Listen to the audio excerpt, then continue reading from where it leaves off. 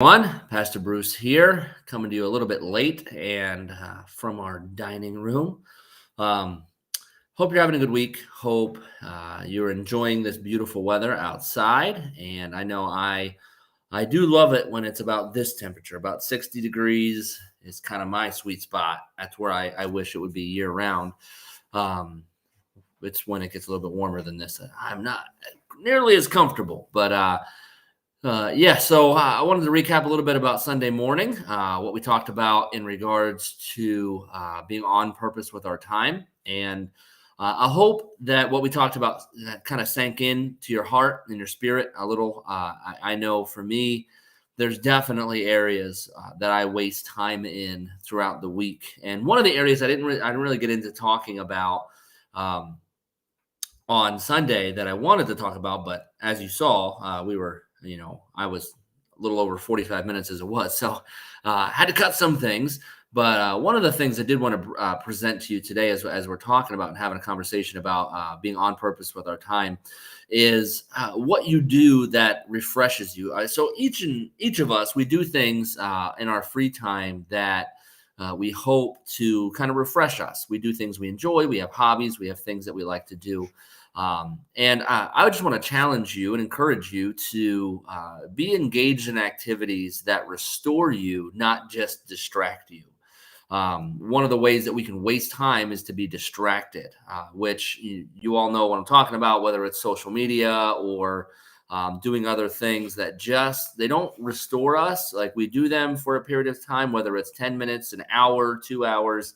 And when we finish, we're no more restored than we were previously.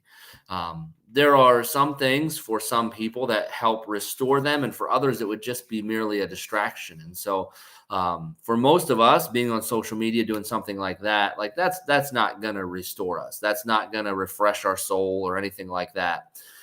It really just distracts us, and sometimes we can dump half an hour, an hour into an activity like that. Say that the kids are at t-ball practice or something and they rush off, or you have the house to yourself for a little bit and you just start scrolling, and before you know it, an hour's gone by and you're not refreshed, you're not restored, you're just distracted. And so I want to encourage you to, with your time, to be on purpose with those things, to know what restores you, what refreshes you. And one of the things I do in any kind of discipleship track with somebody is we talk through those 4 buckets or batteries of who we are: the spiritual, the physical, the emotional, and the mental. And each of those areas of our lives, we can kind of get depleted at times in those areas.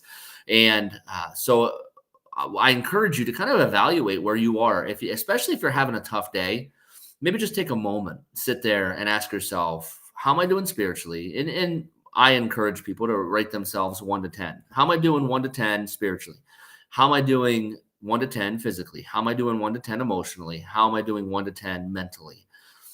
And whichever that lowest number is, one of the things I encourage people to do is come up with a list of things that refresh you in that area, things that refresh you spiritually, things that refresh you physically, things that refresh you emotionally, and things that refresh you mentally, and recharges that battery for you. And whenever you do that evaluation, again, one of my encouragements is to do it like literally 2-3 times a day, depending on the rhythms of your day and when they change. But when you do those, whichever the lowest number is, you minister to that bucket or that battery, and you do something that recharges you in that category, in one of those 4 categories. And so uh, when we're looking at how to invest our time on purpose on a day-to-day rhythm type basis, we should constantly be thinking about how do I refresh myself? Because if we're honest, we're always better off refreshed than distracted. Distractions sometimes can be enjoyable, but they're never refreshing. And so I would encourage you to cut those things out of your life that are distractions, that just simply seek to distract you and not refresh you. Obviously, I don't think it's evil to spend time being distracted from time to time here and there. We all do it. And so I don't think it's necessarily a sin, but I think if we're honest, we could all invest our time in a more youthful way. One of the ways, again, kind of recapping Sunday, is in that filling and that pouring part of our lives. If you haven't picked up that book, How to Be Filled with the Spirit by A.W. Tozer, I highly, highly encourage it. You can find that on Amazon.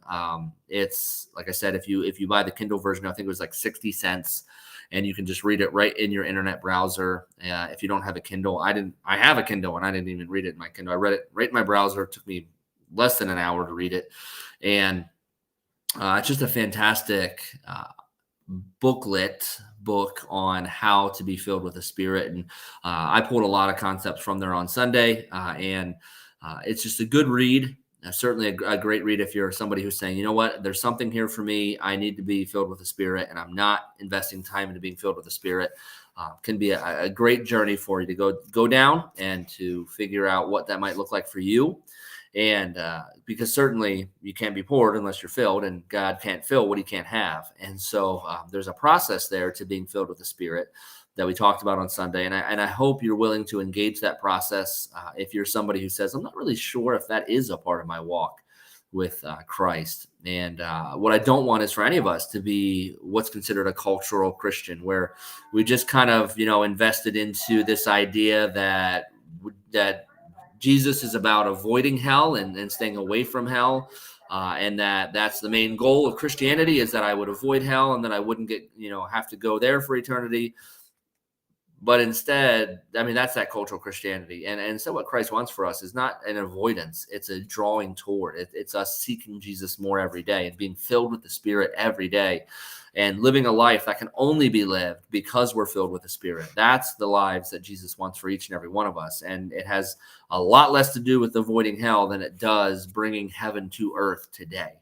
And so I encourage you to invest your time in that being filled and also in the pouring. We'll talk a lot about this coming Sunday. It's going to be all about a lot of that actual act of pouring and what it looks like to live out our call, because we're going to talk about being on purpose with our talents, with the gifts that God has given each and every one of us. And what that might look like for each of us as we engage our individual, unique calling that God has on each of our lives. So I hope you'll join us Sunday for that at 10:30.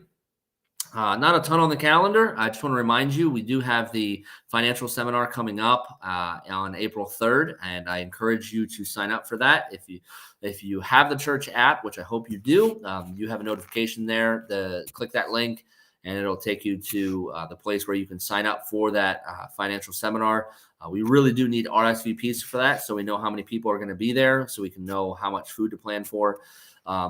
And so I appreciate those of you that have done that already, and encourage the rest of you to do that as well if you plan to join us for the financial planning seminar.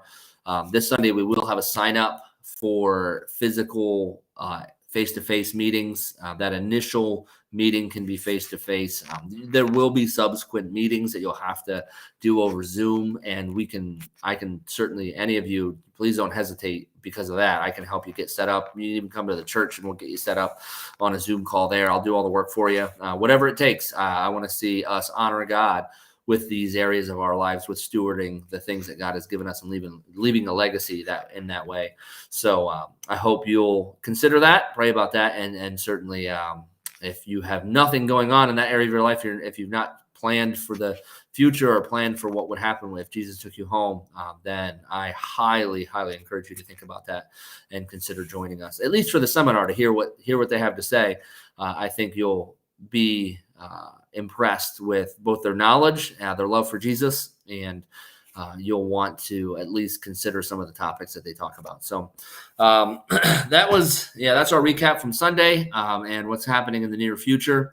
Like I said, this Sunday, 10:30 a.m. I'd love to see all of you in person. Is always my first choice because I love seeing your faces and just being able to interact with you. But those of you who can't be there in person, look forward to you joining us online. And if you are somebody who joins us online, I do want to encourage you, always check in, saying, something like, hey, I'm watching, Bruce is watching, something like that. So at least we know that you're there. And for attendance purposes and things like that, it helps us to know who's following along, who's keeping track with us. So do that for us if you could.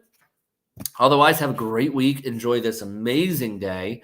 I'm here in the kitchen because I just don't feel like going downstairs into my dungeon basement to work on things in my office, so I can just work right here, have the house to myself, so I can get some work done. And hope you're having a productive day as well. Hope you are investing your time on purpose and in a way that pleases, honors God, and advances His kingdom. And I look forward to seeing you all Sunday. Have a great week.